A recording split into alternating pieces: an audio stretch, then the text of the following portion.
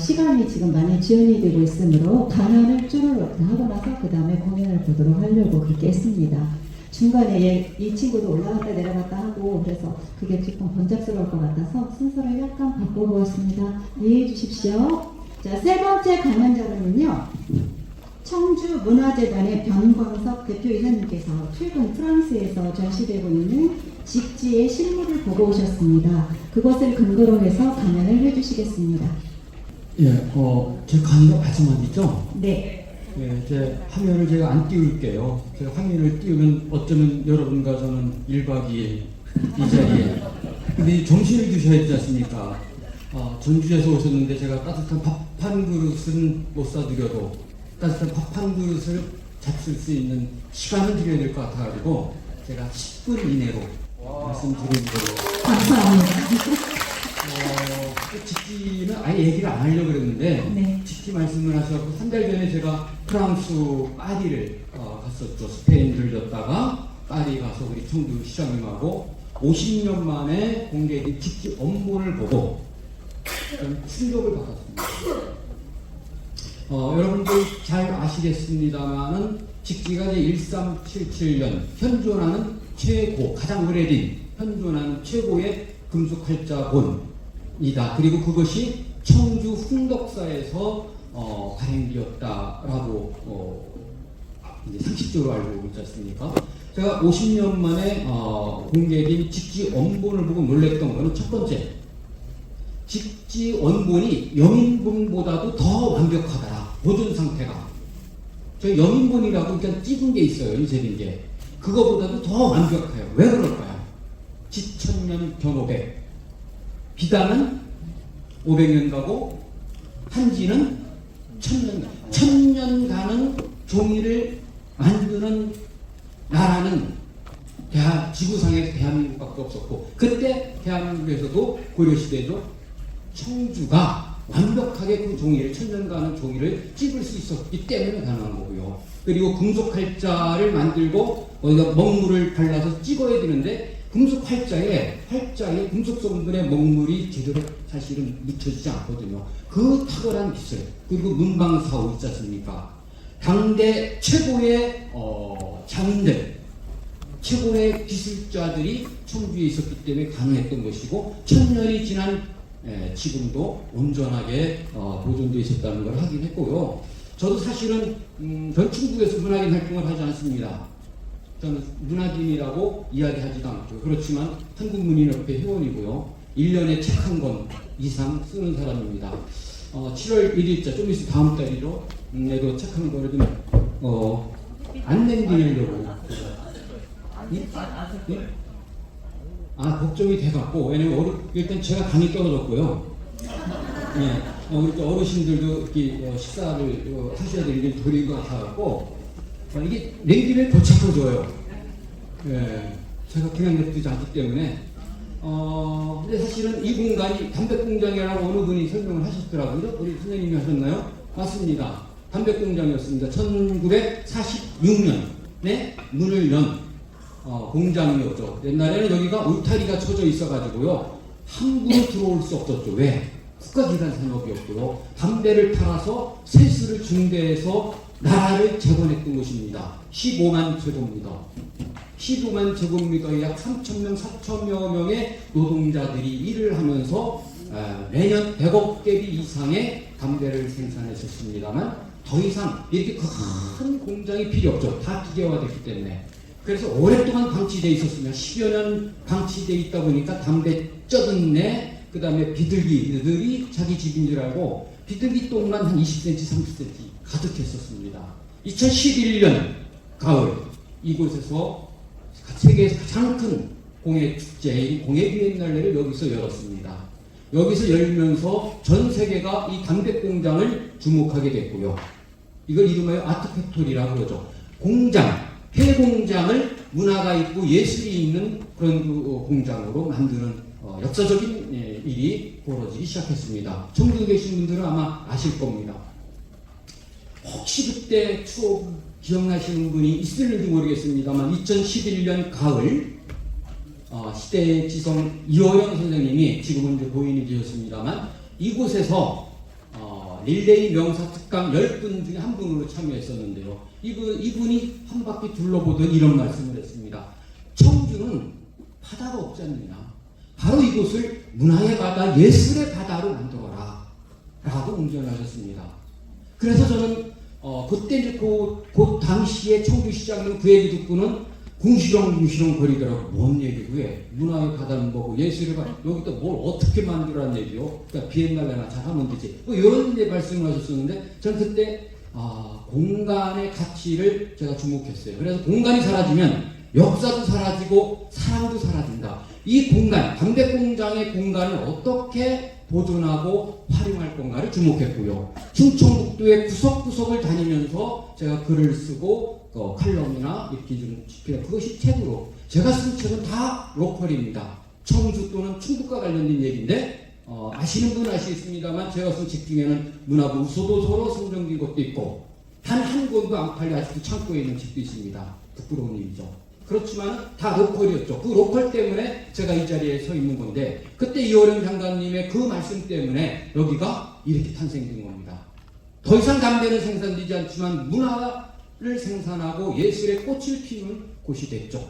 그래서 이 자리가 1층부터 5층까지가 문화재주창이라는 이름으로 이제 5월, 가을, 9월부터는요 여기서 바로 요 층하고 밑에 층이 세계 54개국이 참여하는 공예 비엔날레가 펼쳐지고요. 바로 옆에는 국립현대미술관 청주관이라고 해서 이제 지방 유일한 분관이 만들어져 있고 요 뒤에는 문화산업단지라고 해서 문화산업, 게임, 명상 뭐 이런 거를 하는 공간이 있고 또 건너편에는 창고 건물 한 개동이 300평 정도 되는데 이게 7개 건물이 있는데 그 7개 그것만 만평입니다.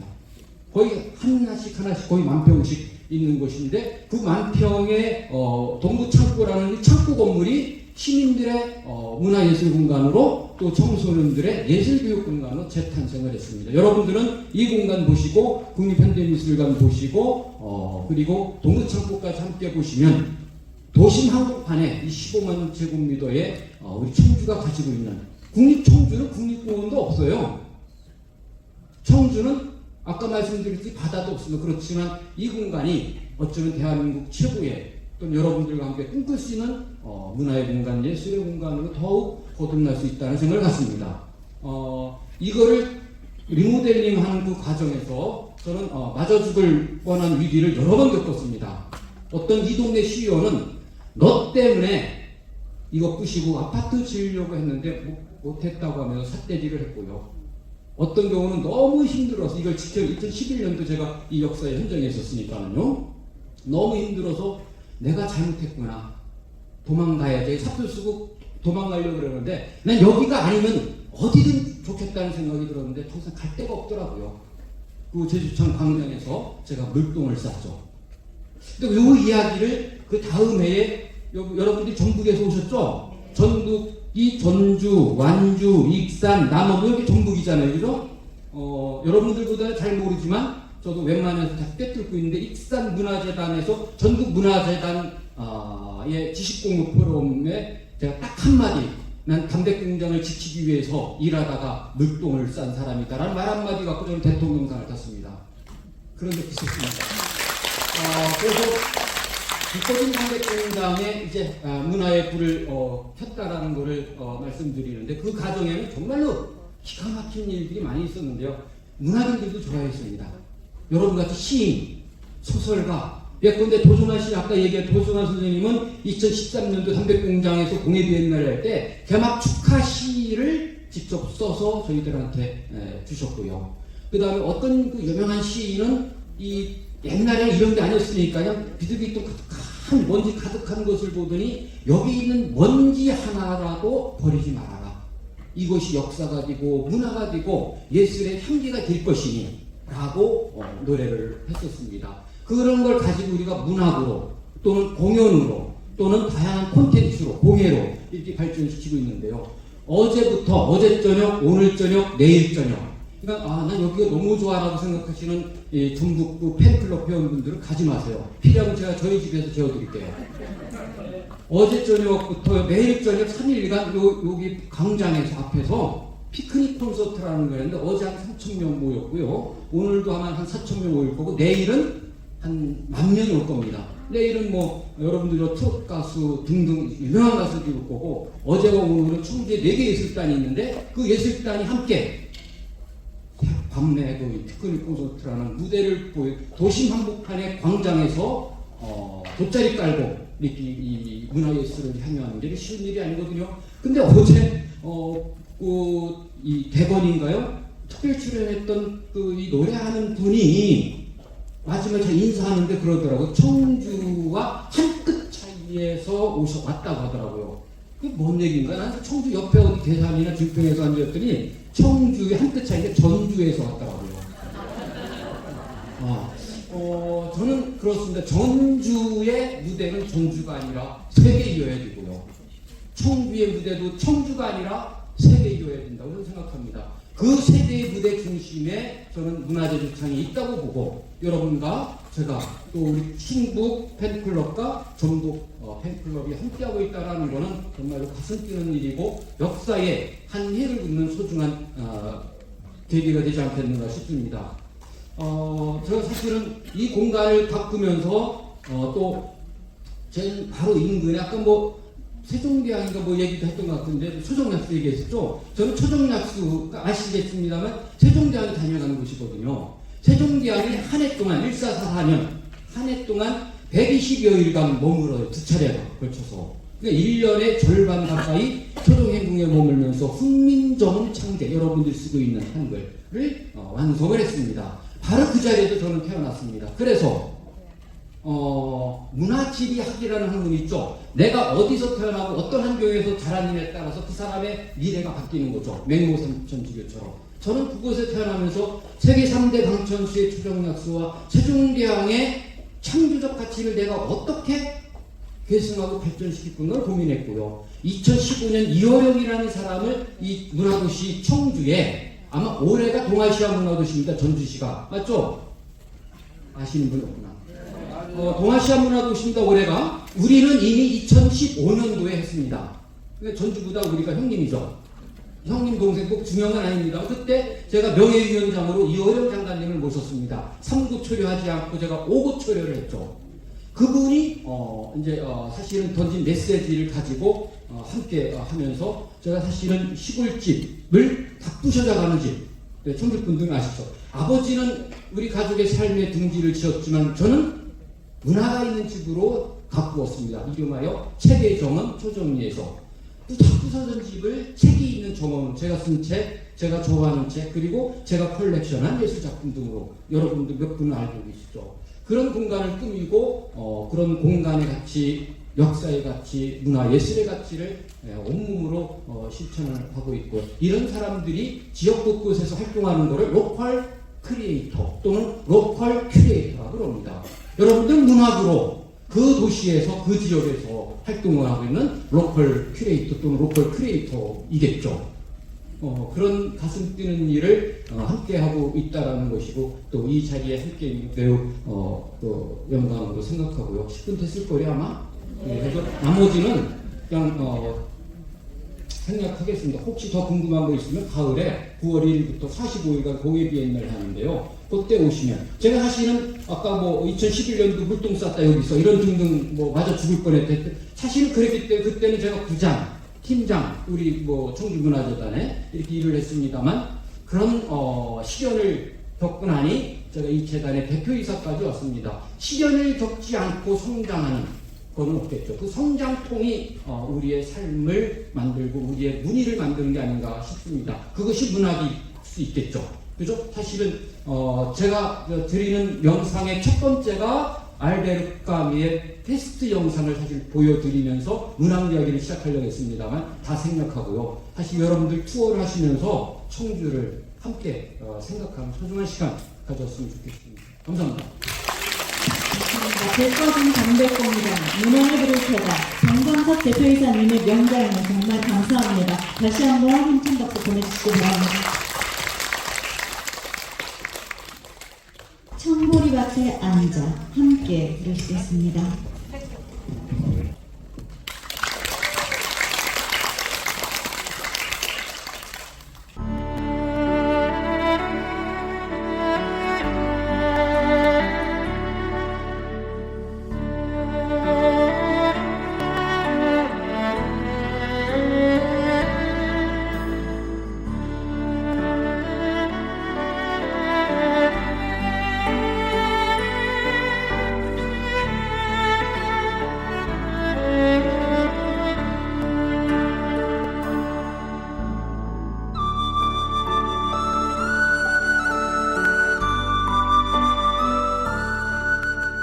저는 제 고향이 전라북도예요. 전라북도 그 보리밭에서 단발머리 휘 날리면서 보리밭 사이길을 걸어갔던 기억이 막 났거든요. 여러분들은 어떠셨어요? 감사합니다. 내 추억을 떠올리게 해주셔서 다시 한번 박수 한번 해주세요.